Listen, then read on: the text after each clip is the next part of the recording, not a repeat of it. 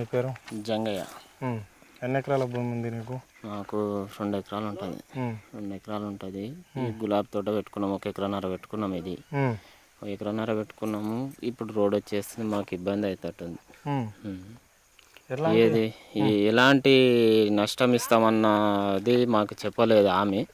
ఇవ్వకుండానే సర్వే చేసేస్తారు. ఇది సర్వే చేసేసి మాకు రోడ్ పోతుంది అని అంటారు.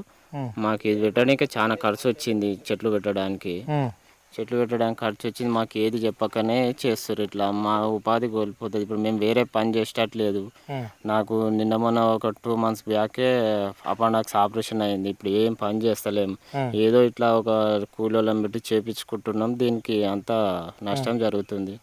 గవర్నమెంట్ ఏది హామీ ఇవ్వక ముందుకే రోడ్డు సర్వేలు చేస్తారు. డబ్బులు ఇస్తామని చెప్తున్నారు. డబ్బులు ఇస్తే ఏం సరిపోతుంది? ఇక్కడ ఇప్పుడు 4 కోట్లు 5 కోట్లు అవుతుంది. ఎంత ఇస్తారు? గవర్నమెంట్ వాల్యుయేషన్ ప్రకారం 1:2 అంటారు.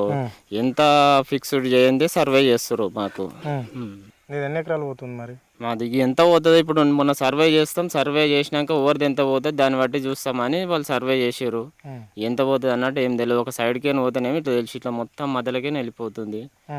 ఇప్పుడు చెట్లు ఒక 2000 చెట్లు పోతున్నాయి. మేము మొన్న మార్కింగ్ పెట్టిన కాడికి చూస్తే 2000 చెట్లు పోతున్నాయి. ఒక చెట్టుకి 50-60 రూపాయలు ఆయన తేవడానికి. దీనికి ఎరువులు, డ్రిప్పులు అన్నీ ఖరాబ్ అయిపోతాయి. ఇప్పుడు ఇంచుమించు ఇవి పెట్టడానికనే నాకు 3-4 లక్షల ఖర్చు వచ్చింది. ఇప్పుడు అవన్నీ ఖరాబ్ అయిపోతాయి. ఏం చేయాలి ఇప్పుడు అవి? ఈ గవర్నమెంట్కి ఈ రోడ్ ఇంత పెద్ద రోడ్ అవసరమా? నువ్వు శ్రీశైలం హైవే ఉంది, అక్కడ కొత్తూరు గేట్ నుంచి ఒక రోడ్డు తీసిర్రు. అదే రోడ్ కొంచెం డిస్టెన్స్ పెద్ద చేసుకొని పోతే అయిపోతుంది. అది లేకుండా ఇప్పుడు ఆ రోడ్ అంతా ట్రాఫిక్ ఉన్నది. మామూలుగా 70 ఫీట్లో 60 ఫీట్లో ఉంది ఆ రోడ్డు. ఆ రోడే సరిపోతుంది. ఇంకా కొంచెం పెద్ద డిస్టెన్స్ పెద్ద చేసుకొని వెళ్ళిపోతే అయిపోతుంది. ఇది అట్లా లేకుండా ఇది 330 ఫీట్ల రోడ్డు తీసి 5 కిలోమీటర్లు ఎక్కడ వరకు? ఇది రావిరాల నుంచి ఇక్కడ ఆకుతోటపల్లి అంటారు, ఇది మిర్ఖాన్పేట అంటారు. ఎక్కడి వరకు చేస్తారు అక్కడ. ఇంత పెద్ద రోడ్డు అవసరం లేదు. ఏదో నువ్వు 330 ఫీట్లు తీస్తున్నాడు, ఏదో 100-150 తీసుకుంటే సరిపోతుండే. అట్లా మేము కూడా ఇస్తుంటే కొంచెమే నష్టపరిహారం అవుతుండే. లక్షలు ఖర్చు పెట్టి ఇప్పుడు మా పరిస్థితి ఏంది? భూములు పోతాయి, భూములు పోతాయి. మెయిన్ గా భూములు, బోర్లు, ఇవన్నీ కోళ్ళఫారాలు అన్ని ఏం చేస్తాం, ఆధారం అంతా పోతుంది. మేము ఏం చేయలేని పరిస్థితి అయిపోతుంది ఇప్పుడు వేరే పనులు. ఇప్పుడు ఏం చెప్పాలనుకుంటున్నావు గవర్నమెంట్? మాకు ఈ రోడ్డు వద్దు, క్యాన్సల్ చేసుకుంటేనే బెస్ట్. అది గవర్నమెంట్ ఈ రోడ్డు క్యాన్సల్ చేస్తే మాకు బాగుంటది.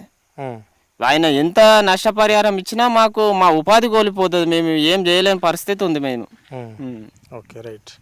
అమ్మా, నీ పేరేం పేరు తల్లి? ఎన్ని ఎకరాల పొలం ఉందమ్మా నీకు? 2. మరి పోతుందా నీ భూమి రోడ్ల? పోతుంది. ఎన్ని ఎకరాలు పోతుంది తల్లి? ఎంత అంటే తెలియదు, కాకపోతే మార్జింగ్ అయితే పెట్టిరా నీ చేనులో? పెట్టిరు. అంటే నీకు తెలుస్తుంది కదా గింత దాకా పోతుంది అనేది. ఇంకెంత అనేది తెలియదు. 5 ఎకరా 1/2 ఎకరా ఉంటుందా? ఎక్కువనే పోతుంది. నీకు మిగిలేది 1/2 ఎకరా అంత ఉంటుండొచ్చు సార్. ఇప్పుడు ఆ ఉన్న 1/2 ఎకరాకి నీళ్లు పోవు. మళ్ళీ ఎలా చేసుకోవాలి? మేము మట్టి తిని మట్టి బతుకుతున్నాము. చిన్న పిల్లలు బయటికి వెళ్ళి వీళ్ళు ఇచ్చే డబ్బులతో మేము పొలం కొనలేము. ఇప్పుడు ఈ వర్క్ ఇప్పుడు మళ్ళీ వీళ్ళు డబ్బులు ఇచ్చినా పోయి కొందామన్నా డబ్బులకు భూమి వస్తుందో రాదు. ఎక్కడ వెళ్ళి తీసుకుంటాం మేము? మాది మాకున్నా సరే, ఇందులో కొంచెం తీసుకెళ్ళినా పక్కన ఉన్న మాకు నీళ్ళ సౌకర్యం కూడా పోయేటట్టు ఉంది. ఇప్పుడు ఉన్నదానికి కూడా ఇక్కడ ఏం పంటలే వండాయని చెప్తున్నాడు ముఖ్యమంత్రి. పంటలు ఏంది సార్? ఇప్పుడు ఈ తోట ఎలా ఉంది? ఇవన్నీ పంటలు కావా? మేమేం చేసుకుంటాం ఇప్పుడు? ఇది ఇట్లా తీసుకుని పోతాయి. అట్లా ఇచ్చే డబ్బులతో మేమైతే ఏం చేయలేము. ఆ డబ్బులు ప్లాట్ తీసుకుని ఏం చేస్తాం సార్? మేము ఇదే వర్క్ చేసుకుంటాము. చాలా చదువుకున్న వాళ్ళం కాదు, ఏదో 10-11 చదువుకొని ఇట్లా చేసుకుంటున్నాము. ఆ చదువుకు కూడా ఇప్పుడు చాలా చదివిన వాళ్ళకి కూడా జాబులు లేవు. ఏదైనా జాబ్ అడిగినా కూడా ఆయన ఇచ్చే కూడా ఏం ఇయ్యడు కూడా. రోడ్డు తక్కువ తీసుకెళ్తే బాగుంటది, వద్దని ఏమనము, తక్కువలో తీసుకెళ్ళమనండి సార్. వద్దు, ఉన్న దాంట్లో కొంచెం మేమన్నా చేసుకుంటా బతుకుతాం. అమ్మా, నీ పేరేం పేరు తల్లి? నా పేరు కొమరమ్మ సార్. మేము ఇప్పుడు షెడ్ వేసినాం సార్, వేసి ఒక సంవత్సరం అవుతుంది. లోన్ ఇప్పుడు 20 లక్షలు, ఇప్పుడు 40 లక్షల దాకా ఖర్చు వచ్చింది. మా అంటే ఇప్పుడు 20 లక్షల అప్పు కూడా ఉంది, ఇంకా తీర కూడా తీరలేదు. ఇగో ఇదే కోలపారం వేసినాం. ఇప్పుడు మాకు ఉన్నది 2 ఎకరాలు, 2 ఎకరాలు బాగుంటుంది. ఇప్పుడు ఎకరం దాకా పోతుంది సార్. మాకు అర్ధ ఎకరం ఉంటుంది, మేము బతకలేము. వేరే అనుకో మాకు చదువు రాదు, ఏం రాదు, కష్టం చేసుకొని ఇంతవరనే ఉంటాం మేము, అంతే సార్. మేము ఇయ్యమంటలేము, ఇస్తాం 150, 200 దాకా రోడ్ ఇస్తాం, అంతలా తీసుకెళ్ళండి సార్. ఇక మేమైతే అవతలకు పోయి పని చేయలేము, మేము భూమి కొనలేము. మీరు ఇచ్చే డబ్బుతో మాకు రాలేదు, వస్తుందా సార్? ఏం ఇస్తాం అంటుర్రు, డబ్బులు ఇస్తాం మీకు ఇంత పాయమాలు అయితే, ఇంకా చిన్న మొలక పెద్దగా చేసిర్రు, ఇప్పుడు అంతా షెడ్ వేసిర్రు, అంత వేసినందుకు కూడా ఇప్పుడు అది లైఫ్లో చాలా రోజులు ఉండేది, ఇస్తాం డబ్బు అని అంటారు, మీకు ఖర్చు కట్టిస్తాం అంటారు. కానీ మేము మళ్ళీ అవతల కట్టడానికి మాకు పొలం లేదు, ఇప్పి దాన్ని ఏం చెయ్యలేము, అది వేస్ట్. ఎవరు అమ్మ పోయినా కొనలేరు, మళ్ళీ ఇప్పాలంటే లైఫ్లో ఇప్పుడు దాదాపు అయినా 50 సంవత్సరాలు ఉండే షెడ్డు, ఇప్పుడు దాన్ని ఇప్పాలంటే ఇప్పరాదు. మళ్ళీ నేను అప్పు చేసి కట్టిన, మళ్ళీ నేను అప్పు చేసి ఇప్పాలి. అది ఎట్లా ఇప్పలేము సార్, మేము బతకలేము, మాకు బయట రాలేదు. ఇదే మీరు ఇవ్వాలనుకుంటే ఇక్కడ మనకు ఉంది కదా, గైరాను ఎంత ఉంది కదా, ఇదే పొలం తగ్గట్టు మీకు ఇప్పుడు గవర్నమెంట్ రిజిస్టర్ చేయగలుగుతారు కదా సార్. అదే ఇంత పొలంలో మాకు డబ్బు ఇవ్వకుండా అంత పొలం ఇవ్వండి, మంచిగా 150, 200 గజాలు తీసుకోండి సార్.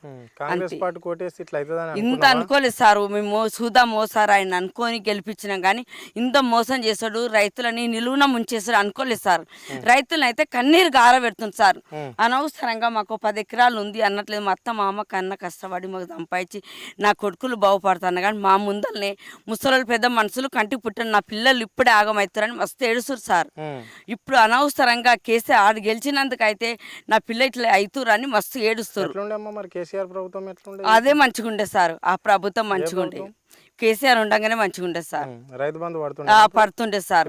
ఇప్పుడు రైతు బంధు లేదు, ఏది లేదు సార్. మాకు ఏది ఉన్నాయే కట్టిపించుకుంటారు, అంతవరకే, మాకు ఏది రాలేదు, ఏ కాలేదు సార్.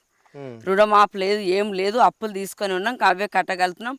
ఇప్పుడు మేము కష్టపడ్డది కూడా అమ్మాదానం, మాకు లోన్ కూడా బ్యాచ్ ఇంత డబ్బు పడంగానే అమ్మాదానం లోన్కే కట్ అవుతుంది సార్. ఇక అంతే, మాకు అప్పులు తీరలు ఏం తీరలు, ఎట్లా ఆదాయం చేస్తారో చేయండి సార్. అనుకోలేదు సార్. ఇప్పుడు 10 ఏళ్ళు కేసీఆర్ చేసింది కదా, చూద్దాము ఇది ఒక్కసారి ఎట్లా డెవలప్ చేస్తారు. కానీ ప్రజలను అయితే నమ్మించిండు సార్, నమ్మించి నిలువున మోసం చేస్తారు. ఎవరు ఇప్పుడు కిరణ్ ఇప్పుడు వచ్చినోడు రేవంత్ రెడ్డి మొత్తం రైతుల నిలువున ముంచేసిండు సార్. ఎట్లా చేస్తారో మాకైతే మా భవిష్యత్తు ఆలోచించండి సార్. మా పిల్లలు చిన్న గుర్రు, మేము మా పిల్లలను తీసుకొని పోయి ఏరే ఊర్లో బతకలేము. ఇక ఎట్లా నన్న మాకు మా బతుకు తెరువు ఇయ్యమంటలేము సార్. ఇస్తాం 150, 200 గజాలు, మీ డబ్బు తక్కువ ఇచ్చినా సరే కానీ మేము ఇస్తాం బాట. అతను ఎవరు? ఆయన మామ కావాలి. మామ వాళ్ళ తమ్ముడు. మా మామ తర్వాత ఆ మామ. అట్లా అందరిది పోతుంది. ఇప్పుడు వాళ్ళ నాయన సంపాదించింది కొడుకులకు. ఇప్పుడు మా ముందే వాళ్ళు కంటికి పుట్టాడు, ఏడుస్తారు, మాకు పిల్లలు ఇట్లా అయిపోతారు అని.